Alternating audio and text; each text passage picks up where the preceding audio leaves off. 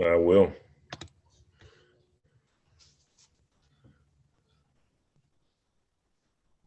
The number's popping up.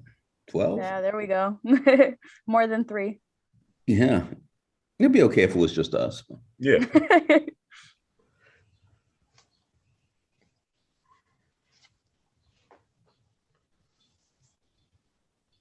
And here, I'm thinking about my history of politics and prose. First 10 years I was a writer, the politics and prose wouldn't let me come read there for anything. Never. And then after a while, they said, "Oh, you mean your books are kind of political?" I see. All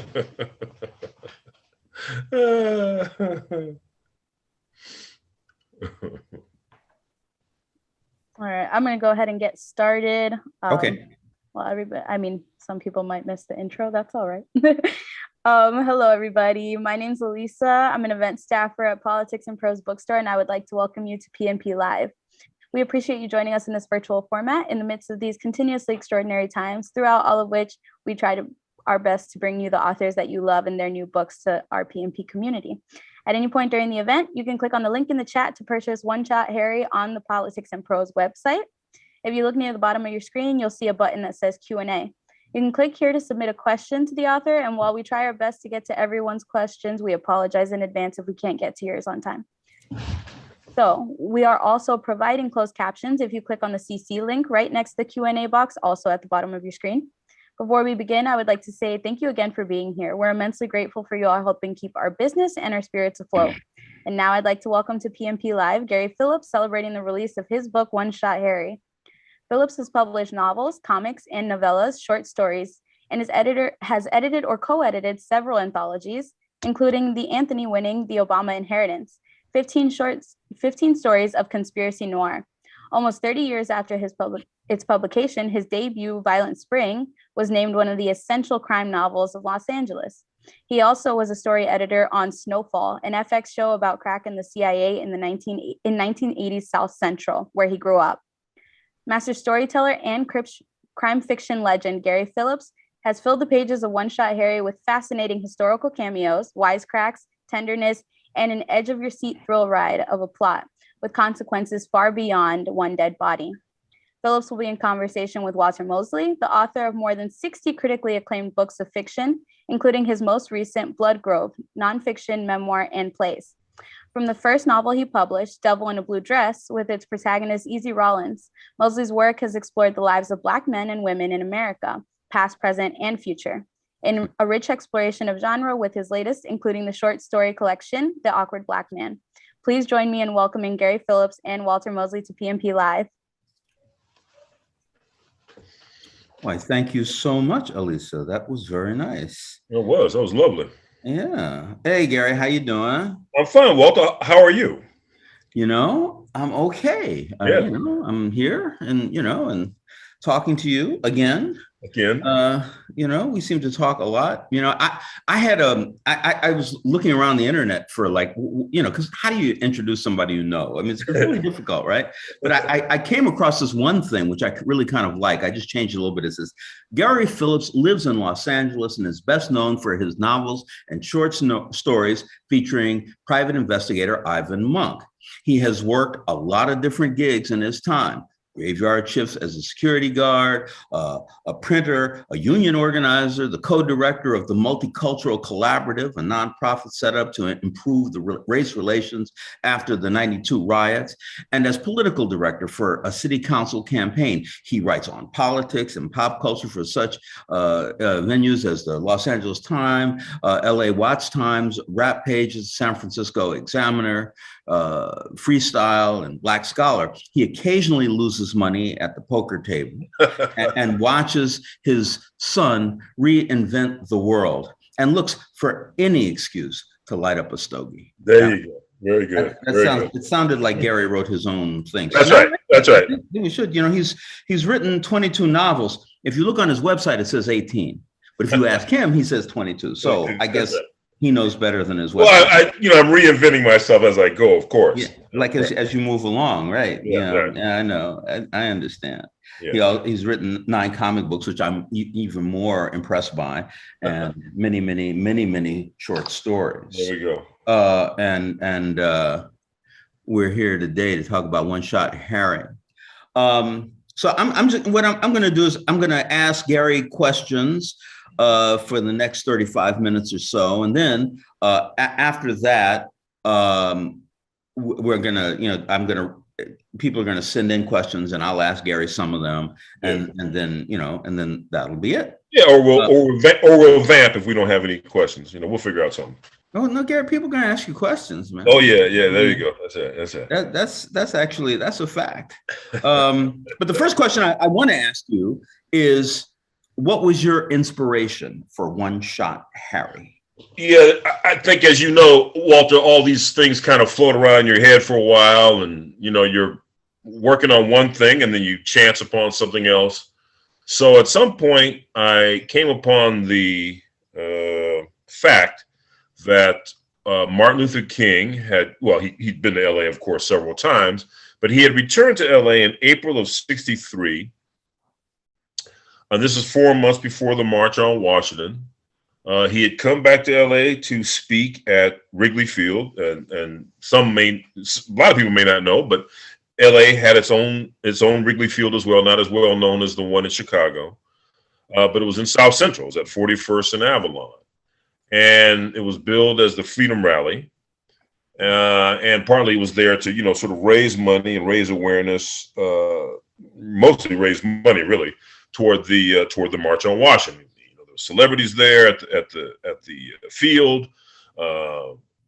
There was Aretha Franklin, in fact, sang there. There was a reception at Burt Lancaster's house, and Brando and Portier, and all these folks were there. Anyway, so I know this, right? So I kind of tucked that away. And you were 8 years old. I was 8 years old. I guess I was. Yeah, it must have been. That sounds right. That sounds right. So anyway, so I sort of tucked that fact away. And then, as we were talking a little bit earlier before we started the recording, or before we went live on air, I'd known about Ouija, Arthur Felig, this very interesting character in 30s and 40s New York City. Small guy, glasses, cigar hanging out the side of his mouth. But who was a photographer, crime photographer, right? And he would, have a police scanner going, and he had a kind of a mobile photo lab in his trunk of his car. He would run around the 5 boroughs, taking shots of some poor guy laying there in the vestibule with a knife in the middle of his forehead, and his old lady crying because she had to finally kill him, or people get loaded into the paddy wagons, or some mob rub out, right in front of the steak and the chop house. And so he did this for a long time. And in fact, he inspired, there's two, as far as I know, there's 2 sort of film versions of Arthur Felig. One is Man with a Camera, which was a late 50s, early 60s TV show with Charles Bronson. How about that? And then there was The Public Eye, which was made in the early 90s, but set in the 40s, with Joe Pesci as essentially as Ouija. Yeah. And they called him Ouija. I always thought they called him Ouija because it was a play on squeegee for the, getting his, taking the excess off his photographs. No, they called him Ouija because, like a Ouija board, he always seemed to know where the action. He was like psychic. Yeah, he's like psychic. So they had this one picture where he took a picture of a place, and then like 2 minutes went by, and the place blew up. And he took the next picture. It was like, right. And I don't think he was planting bombs or anything. No, I don't believe so. Amazing. He could feel it, but also he carried around the radio, right? He used to listen to the scanner. Yeah. So all right, so there's Ouija, and then in LA. My Harry is Harry Ingram, but there was a Harry Adams. Harry Adams was a black photographer, not a crime photographer really, but he was a part-time photographer for the black newspapers, the Sentinel, the Eagle. Did some stuff for Jet. I don't think he ever really got into Ebony, but in my version, he gets into Ebony. He gets into the Slicks. And he was a part-time barber. Yeah. So he had the police scanner going in his barbershop. Anyway, so both those cats were on my mind. Somehow then once I started to think about King in LA, I then, of course, took those two guys and kind of then melded them into my guy, Harry Ingram. And Harry, for just to finish this part off, he's a Korean War vet. He's suffering from what we now call PTSD, but I think in those days it was still called battle fatigue or maybe even shell shock. Yeah. And he doesn't quite have a name for it. He has a couple other buddies of his who went through the war as well. One guy is actually blind. He was blinded in the war from a landmine. But they get together, they drink beer, they play dominoes, they talk about this and that. And occasionally the fact that he's haunted plays a part. Well, it plays a part certainly in his character development, but also plays a part in the context of the book. So that's how you came up with it, huh? So that's how I came up with it. I just remember I remember when I was reading in your book about the guys are talking about Martin Luther King coming to town, and I remembered that right after the Watts riots, Martin Luther King came to LA. That's right. And he spent like 24 hours. And then next thing you know, he was leaving. And a reporter asked him at the airport, they said, Mr. King, where are you going? He said, you can't help Los Angeles. It's I help. Without new leadership, there's nothing I can do. Nothing I can do, yes. And I just remember Martin Luther King gave up on LA. I mean, he was in Mississippi, exactly. Alabama. He was like the thing we thought was the worst place in the world. He said, no, the worst place in the world is Los Angeles. It's Los Angeles. I've always loved that, Yeah, that's great. That's great. But it is a wonderful book, and your writing is extraordinary. To get into it a little deeper, are Harry, Claire, or any of the other characters in the novel, the fictional characters, inspired by or based on specific people in the world? Right. Well, as we mentioned about Harry, so that's kind of his lineage. Although like I'm sure I know this is for you, and it is for me. There's certain parts of my dad and my uncle who show up in my characters, and certainly it does to some extent in Harry. His lady love in the book, I guess that they have a burgeoning relationship. Anita Claire, she is what they would have called in those days, or actually even now, a red diaper baby. That is to say, her parents were both leftists. Her mom is white, her dad black, and they're if they're not Communist Party members, Communist Party USA members, there certainly are fellow travelers. And so when we meet her, he's at a party. Harry meets her at a party in the West Adams district, and I name drop a few people there: Johnny Otis, the Dandridge sisters, etc.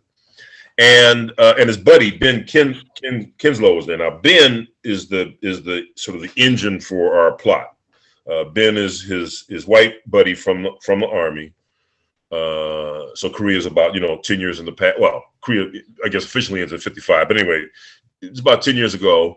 And so Ben is there, and they're hanging out, and that's when he meets Anita. And there's a lot of people, I suppose, swirling around who Anita is. And I certainly have Frank Wilkinson, who was a real person who I knew, who was part of the movement to really create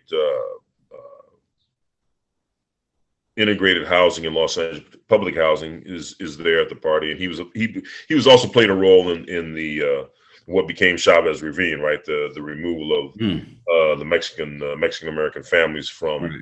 Yeah, he played a role in fighting against that. Right? Fighting against it, exactly, in trying to maintain that housing, and then what becomes Dodger Stadium in '61.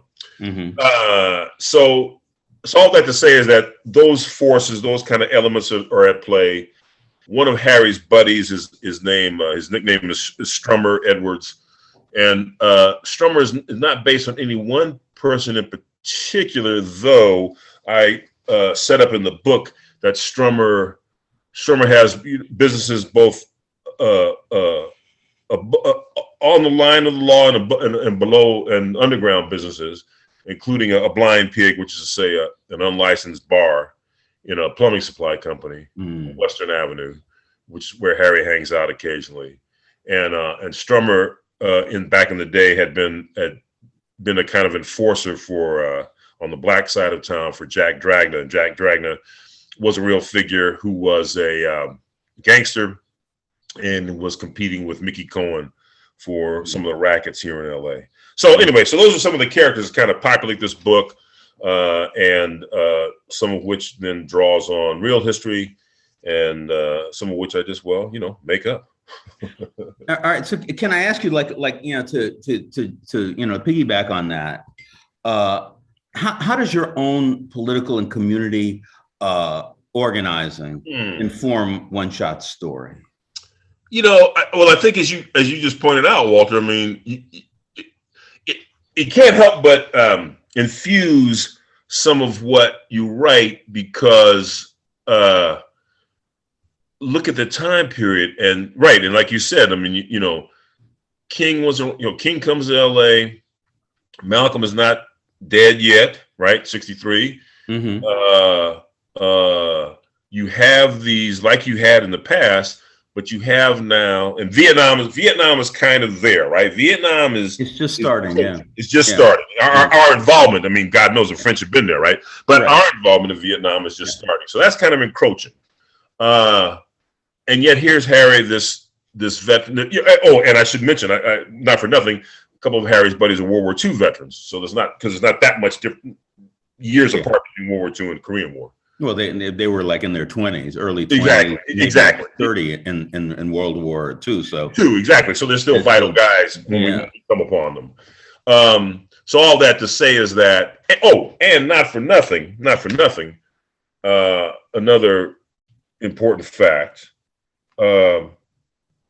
William Parker, the chief of police of the LAPD, is actively recruiting white officers from the Jim Crow South in newspaper ads, right? To come on out to LA and keep these natives down. So all this stuff, right, is in the mix. So I'm aware of it. We're aware of it. It's there in the history books. Well, not Mr. Wells' history, but history nonetheless. And so of course it has to make its way, it has to leak its way into the story. But in the end, listen, I'm an entertainer. Hopefully I'm telling you an interesting story about these interesting people. I'm telling you a mystery story. I'm telling you a crime story. Yeah. And hopefully I can give you a resolution of that.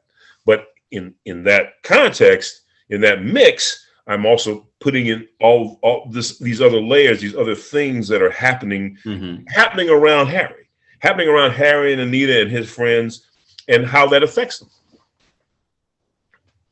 Yeah, and listen, I understand. I even hear what you're saying, because, people start saying, oh, you're talking about politics. I don't want to read that. Exactly. Right. But, I mean, I just think, I mean, the thing that I think that's so wonderful about you just in general, throughout time, is that your awareness of what, life was like. I mean, when you're talking about, gritty crime novels, noir novels that are noir, all of those those kind of books, and movies also, I suppose. Yeah. The thing that makes them real is how real and gritty and risk-taking, really. I think your work is like that. I also think that your life is like that.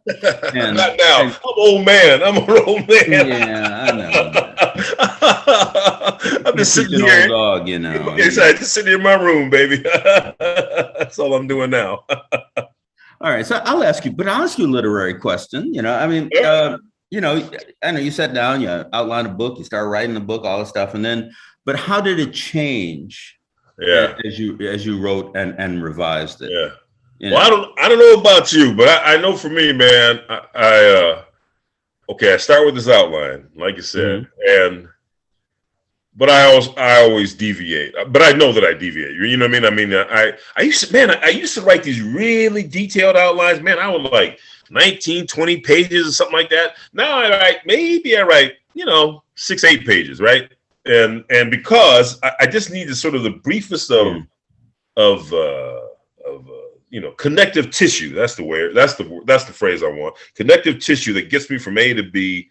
Sometimes when I just need it to kind of have that structure in the scene. But man, when I'm sometimes, like just the other day, I'm writing a scene and all of a sudden this other idea shows up or this other character shows up and you got to go with it, right? You have to sort of have that flow.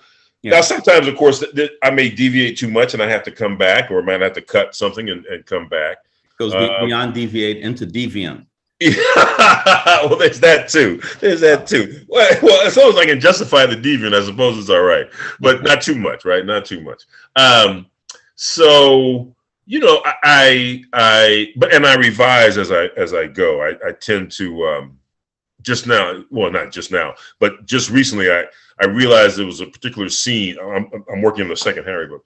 And I realized there's a particular scene or there's something I could add to that scene because it existed. So I go back and I look at that and I kind of tweak it again. And that helps to change certain things. And just the physical characteristic of the scene helps to then sometimes have my actors, my characters on the stage, maybe slightly different positions and maybe doing slightly different things that affects in the book or the plot. But anyway, so all that to say is that, yes, I use an outline, I deviate quite a bit. I throw out some things I add.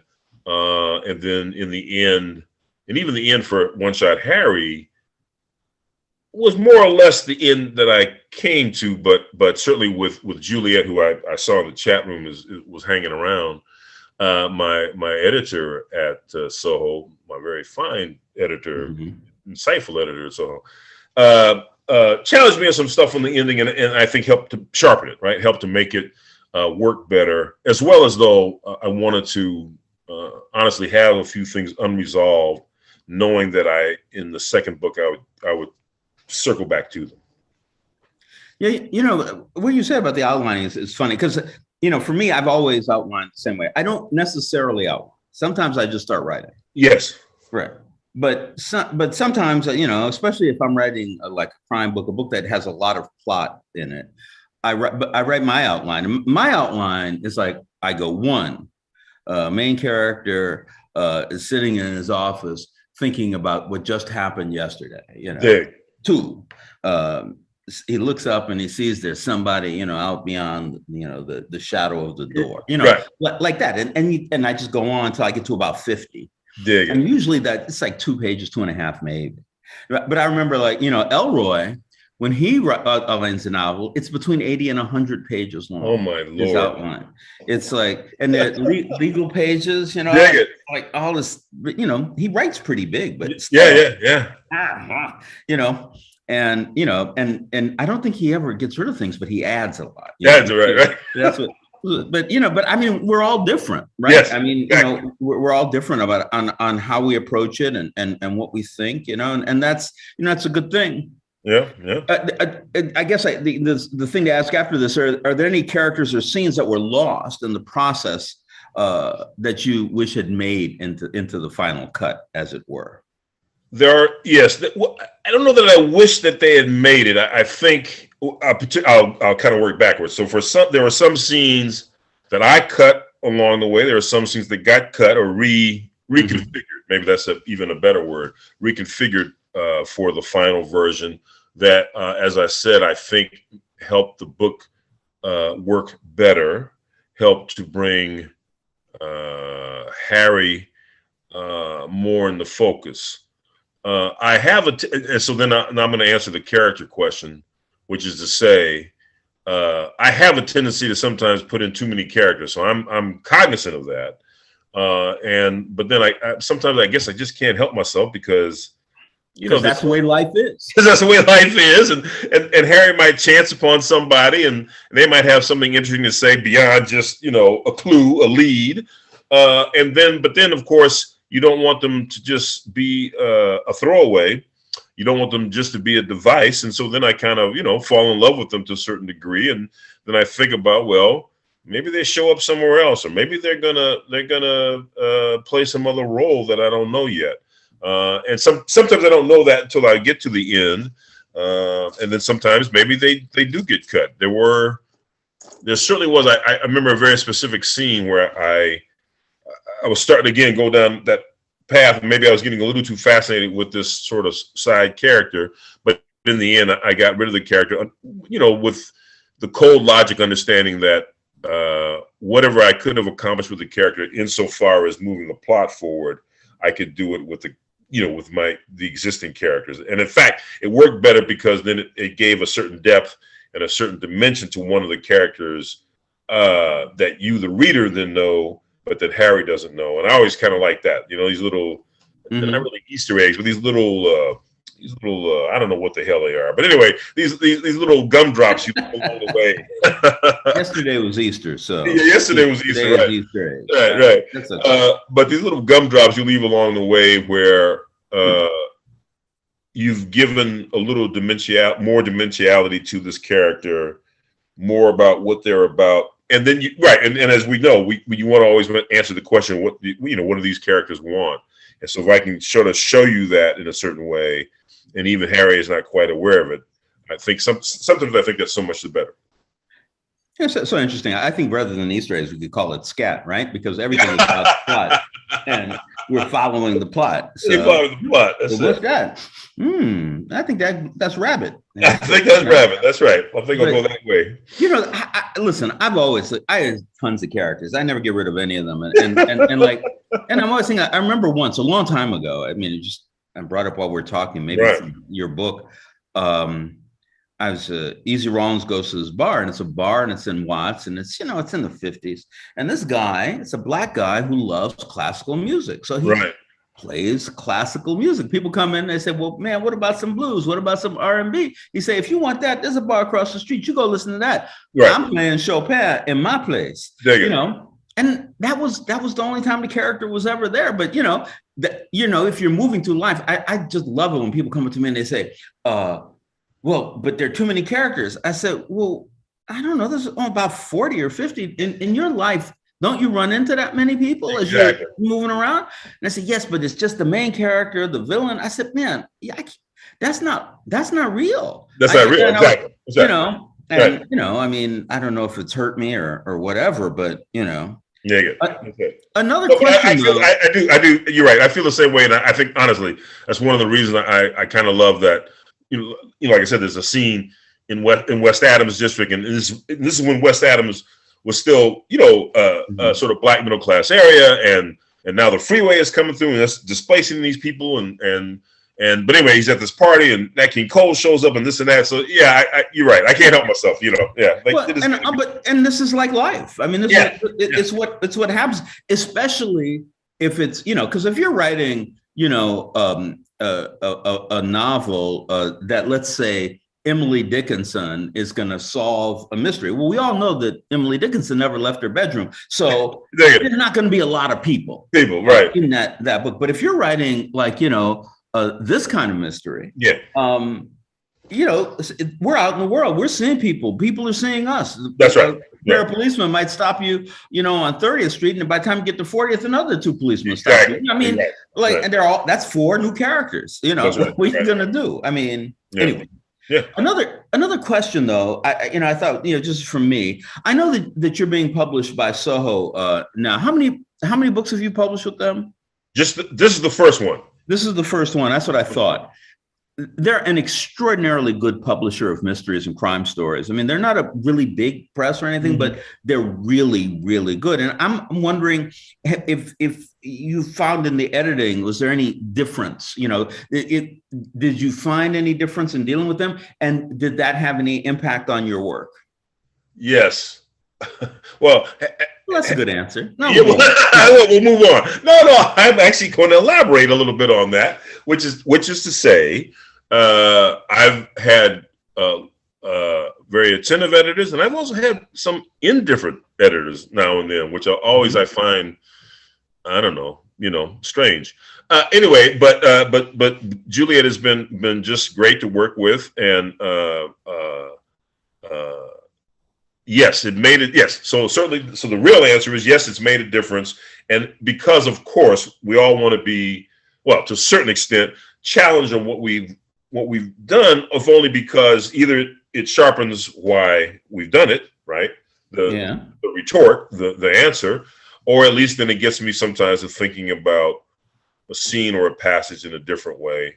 And it always gets back to, as you well know, it always gets back to getting inside the skin, whether it's Easy, whether it's Harry, whoever it is get inside their skin. And as long as I can see the world the way they see the world, man, I'm cooking. You know what I mean? It's happening. Yeah. Well, that's great. I love that, because, and there's something else I love, and talking, because I was gonna ask you about, your familiarity with 1963 LA, but I'm gonna put that to the side. You can put that question in the back of your head. Okay. But the thing that I'm really thinking is, how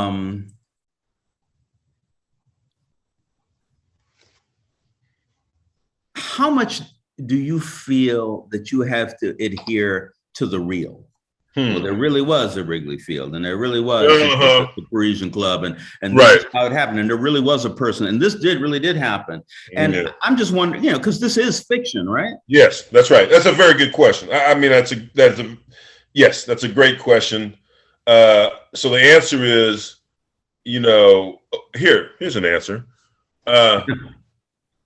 I have a joint in there called the Crystal Tea Room. Now, the Crystal Tea Room did exist, but by 63, it was long gone. And also, it wasn't where I have it in the book. Yes, the California Eagle was still there in 63, but they were barely holding on. So by 65, they're gone. So I do play when I want to or when I need to, in service of my story. I will play fast and loose with certain facts. But you are right, Walter, in that I suppose, yes, you and I have had this discussion in various contexts. Anyway, it's an interesting notion to think about, yes, what duty do I have to the truth? But you're right. As long as people know that it's fiction, then I'll tell you, I'll cite you the sources where I've dug up certain facts in certain nonfiction books, and I'm happy for people to go read those books, right? But when they come to my book, they should know, or I will say now, and I'll always repeat it, which is to say, yes, I put in certain facts, but then in the end, I'm telling you a story, I'm weaving you a tale. And when it suits me, when I see fit, I will invent, I will reconfigure, and I might just bring back the dead if I need to. And just a real quick aside, a previous book, my sort of retro pulp novel, Matthew Henson and the Ice Temple of Harlem. I have, it's set in 28. I have Bessie Coleman there, but Bessie actually dies in 28, but you wouldn't know it. You wouldn't know it from the novel. So there you go. Right. Well, I really, because I love that, because it depends. I'm writing about Black male heroes. You do too. Yeah. And I'm trying to get a sense of the world more than I'm trying to get, well, this is exactly where it was and this and that. And I always remember one day I was really, really happy. A guy came up to me and said, "Hey man, that house that Mouse went to on 63rd Street, it was down there, Danker, man, right." And I went, okay. I used to live in that house. I made up that house. That's right. But the fact that the reality of the fiction is sometime beyond the reality of, like, taking the number 7 bus somewhere.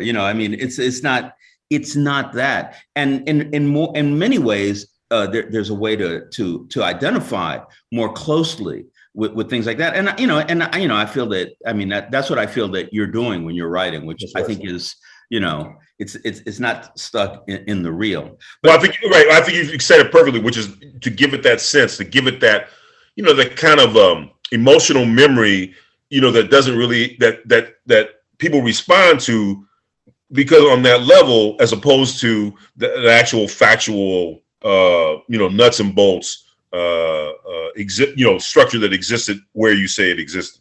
Mm-hmm. Yeah. No, absolutely. Because then all of a sudden it becomes mechanical, right? And you can't. Mechanical. You're not dancing, and right. Of course we're dancing. We're singing. Exactly. I want to ask a couple of more questions before we go to the questions and answers. One is, because I know you do a lot of work in genre. I do also, I just want to know from you, what do you think the use is of so-called genre in fiction? Oh man, what a great, well, that is the big question, right? Well, for me, crime fiction, mysteries are the terrain which we let all this stuff play out, whether it's politics and race relations, historical, whatever. I just think you can do all that, and I find it just of interest, I think I read in a variety of subject matter, and I suppose I read quote unquote mainstream novels as well, but it is, invariably I return to mystery and crime fiction because well, there is something to be, honestly, there's just something to be said for plot and how dialogue and illuminating character, which are important matters, but also can help to then push us forward, to take us to this conclusion that we want to take our readers to. But I also will say I'm all for, mashing it up. I've written some, you've written sci-fi. I've written some sci-fi that has crime fiction elements in it. Right. I haven't really written horror yet. I don't mind horror, but it doesn't seem to be a thing I can really do. But you've written Western. I've written some Westerns. I've written some, spy stuff. Yeah, exactly. They're all genres and they're all useful. Almost everything is a genre. People say, well, I write literary. I don't write genre. Right. I say, well, so you write literary. So you do the coming of age genre. Is that the one you're doing? Or exactly. That's not a genre. That's real. Whatever you say. Whatever. All right. This is the early 60s, this book. Yes, sir. And it's interesting because right now we have the Jewish and Italian mobsters. We have the Nation of Islam with frequent visits by Malcolm X. We have the upcoming 65 riots simmering on the back burner. It's a very fruitful time. Like, how are you feeling about it? Maybe just mentioning all that doesn't do anything for you. But like, for me, it's such a rich time, and also a kind of an unknown time for many people. Yes, exactly.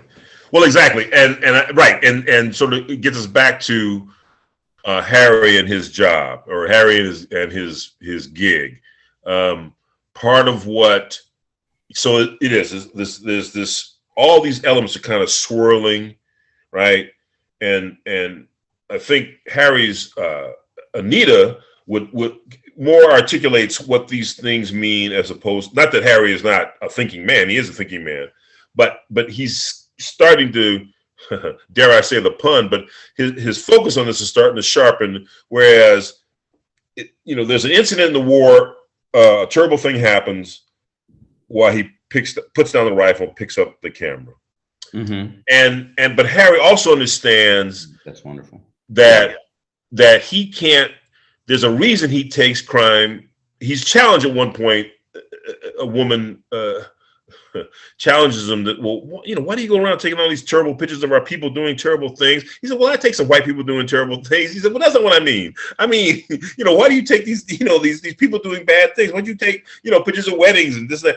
But Harry realized, well, that's not what I want to do. That's not, but he also understands that, well, there is something about where he's at, that he's drawn to this kind of material. Just as he understands that, because it's a question about whether his friend was murdered or just was an accident. So he questions, is he making something up just to push himself forward, to, propel him out there? or what is it? But in the end, it is what Harry really wants to do. What really Harry understands that he needs to chronicle is the stuff you just mentioned, Walter, which is to say the Nation of Islam is on the move. Parker and his cops are treating black people like terrible, down here in South Central, and he chronicles that, right? And Harry actually, almost lusts for the shot where the Billy Club is coming at him. You know what I mean? Right before it cracks the camera, it's just like, I'm gonna get that shot. So Harry has to be out here because these things are happening, and he wants to be one of the guys who chronicles that, who captures that.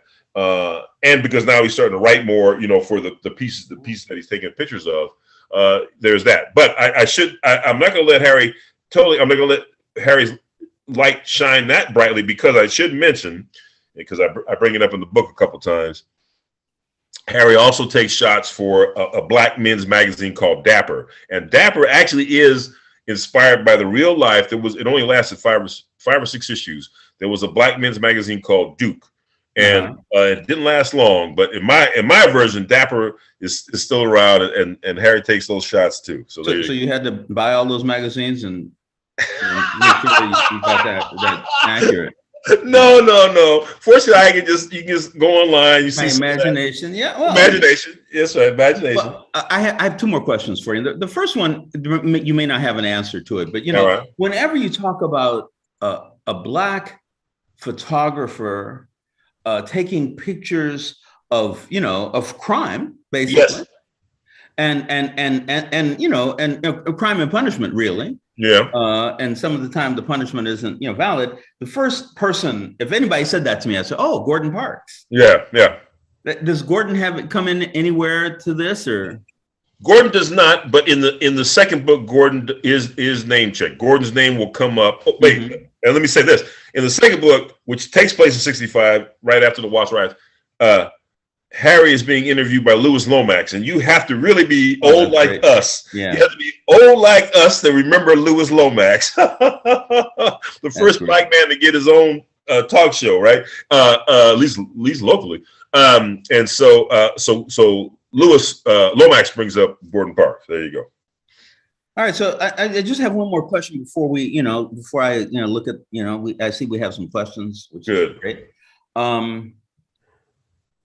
You and I work together, in the Snowfall Writers Room, every, seasonally. Yes, like seasonal work, sharecropping.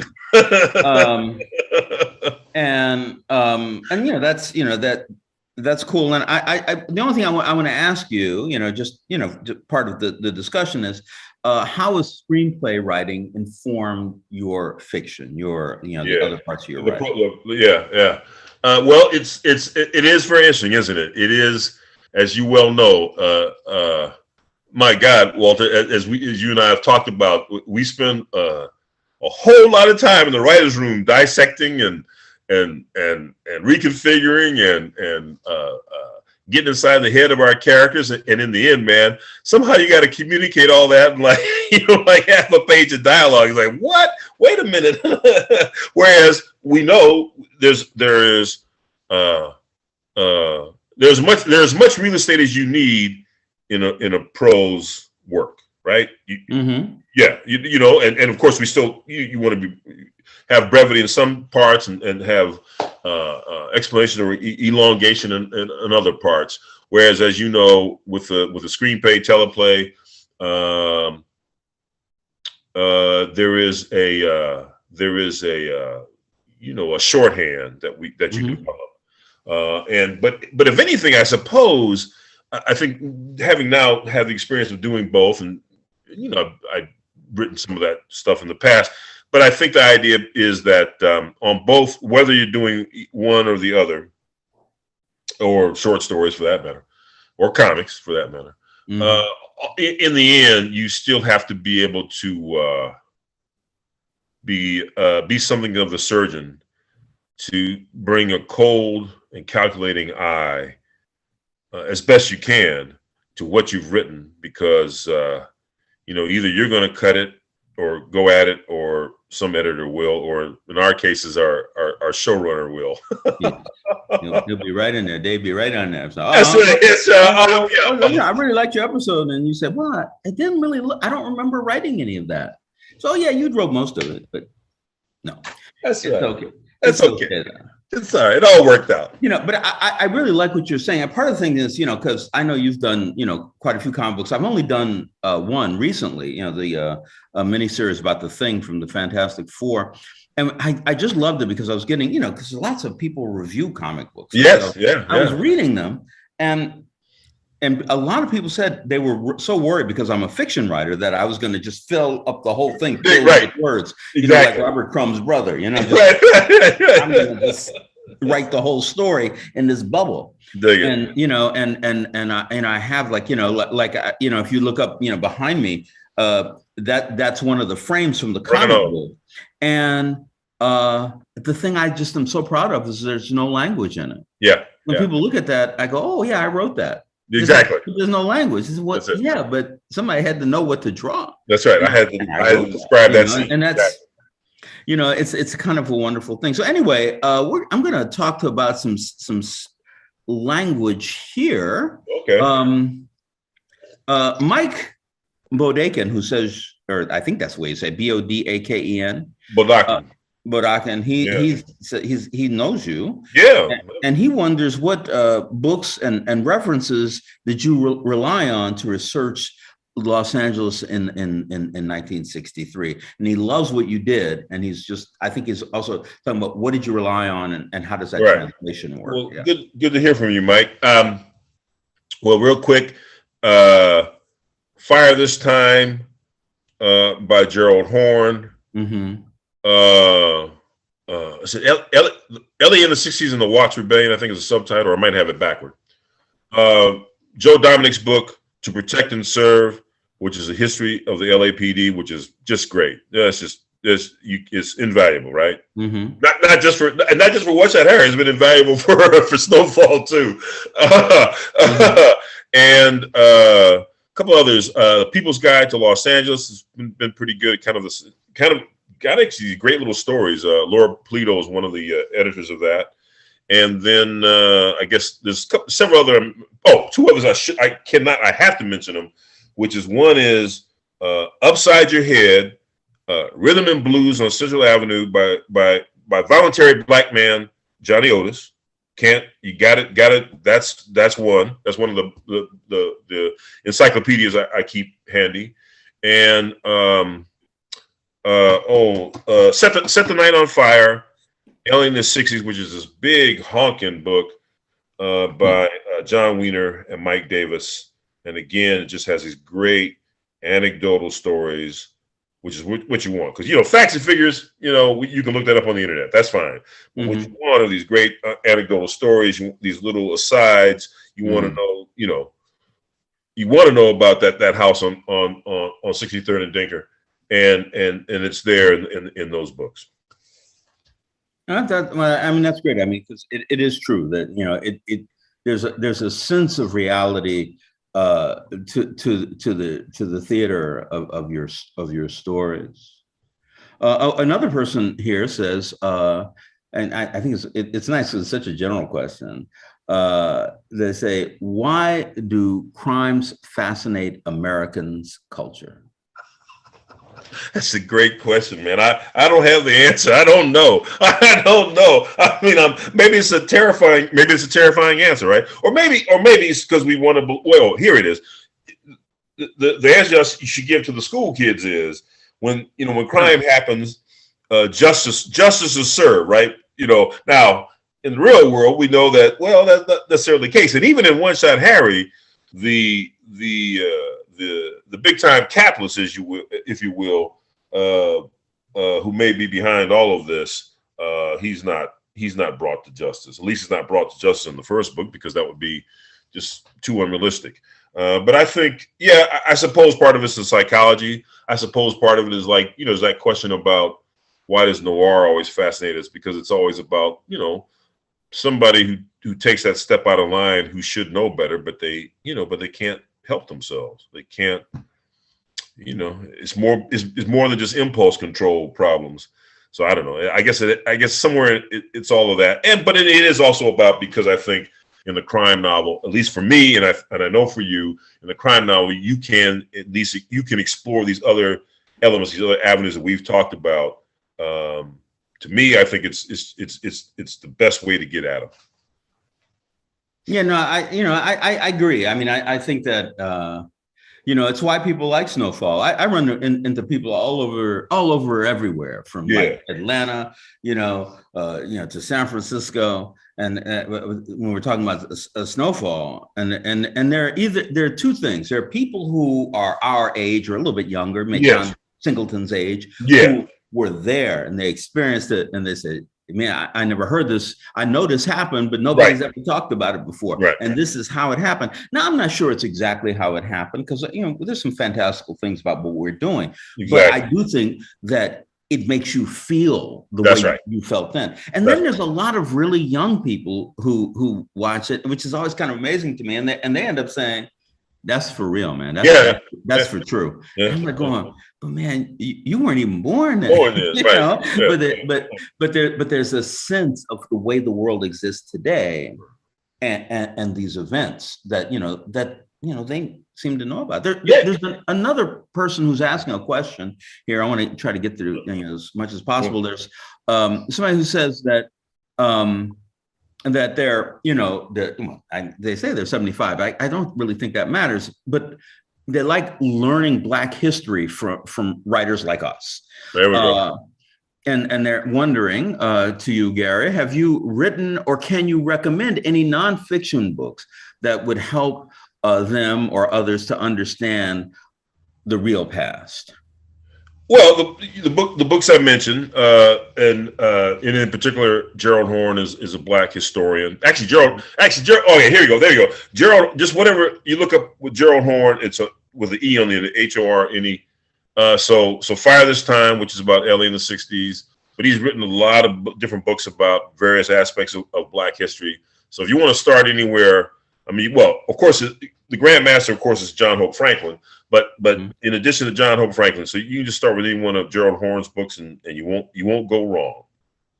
Yeah, and I'll say, as far as information is concerned, a friend of mine, and somebody Gary knows also, Paul Coates, the father of Ta-Nehisi Coates, if that matters, has a press that's been around for over 40 years called Black Classic Press.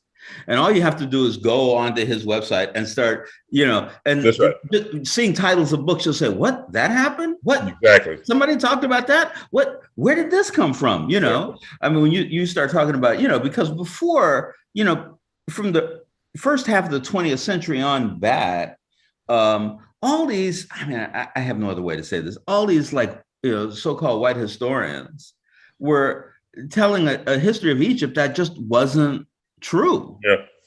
And Paul is publishing Doc Ben, who also said things that wasn't true. But what happened was he caused an argument between those historians and himself and his people. Yeah. And what he did was he completely dismantled the notion of the history of Egypt.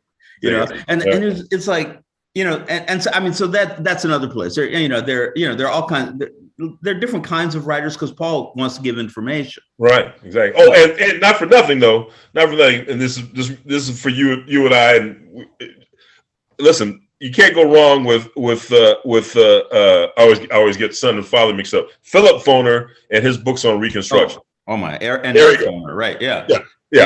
No, it's absolutely true. Yeah, absolutely true. Yeah. There we go. Here's a question for you, Gary, that I think is really interesting. It'll either be the last question or the one before the last, depending on how you answer.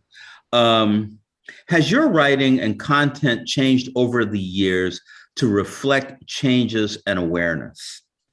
And in what ways?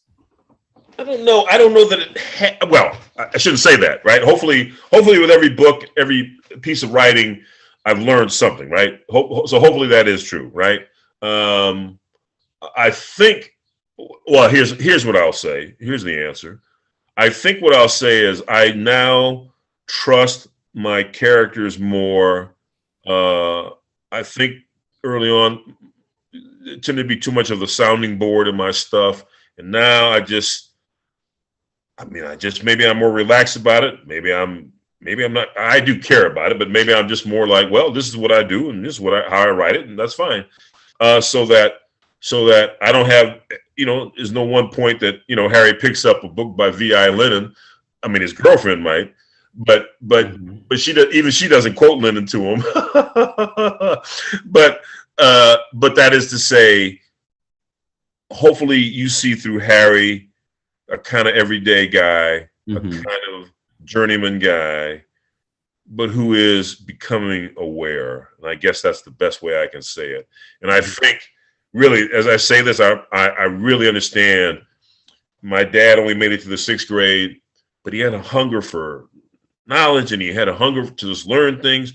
And he wasn't a fast reader, but he would get a book and he would read that book, man. And sometimes he read a passage or read a chapter 3 or 4 times to get the sense of whatever that chapter was. But he was bound and determined. You know what I mean? And that kind of hunger, that kind of desire for knowing something, and the fact that his brother, there was my dad and 2 other brothers, but they all were in World War II. His brother Norman was one of the Black expatriates who stayed in Paris after the war. And so Pop, all these poor boys from Texas got to go to Paris. Not that Paris was, the end all and be all, but the idea that you got to see. Yes, it was. But that you got to see something else, right? You got to see a world.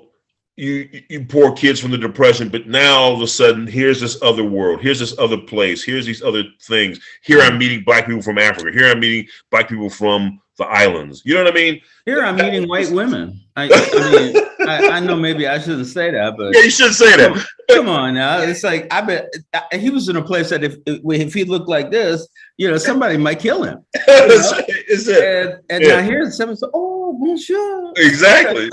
Oh. So there you go. That sounded nice. So there you go. Even though my dad and I, because he was a mechanic, we kind of lived like Sanford and Son. Nonetheless, he'd gotten this worldview from just his brother, but just his experiences. And I'd say that to say I see that in Harry. I see that's the way I want to portray Harry in this world. Make him aware. Well, Gary, that's it. We did all the questions. We're at the end. It's time for us to. For Lisa to come back, to be over, Yeah, so yeah. I didn't get all the questions. I'm sorry about that, but I got some of them. That's it. No, it was great. No, I love that. That was amazing. Thank you both so much for taking the time to be here and for trying to get through as many questions as possible. There were some really great questions, so that was awesome. Well, my thanks, Lisa, to you, to Politics and Prose, and of course to the magnificent one, Mr. Mosley. I mean, I have to call him that because he's my boss, kind of. So I got no choice. Hey, what are you gonna do? What are you gonna do? You can't get kicked out the writer's room. Exactly. That's right. Thank you again to you both so much. And I would also like to thank the audience here today, as your patronage is what really allows us to bring you programming like this. And we wouldn't be able to continue to host these types of events without the book sales to support them. So please support Gary Phillips and Politics and Prose by using the link which we posted in the chat to purchase One Shot Harry directly through our website. And be sure to keep an eye on our website for our current event listings, as we have plenty of excellent events to attend virtually and also now in person. So thank you again, Gary and Walter, for joining us today. Keep well read, everyone, and enjoy the rest of your night.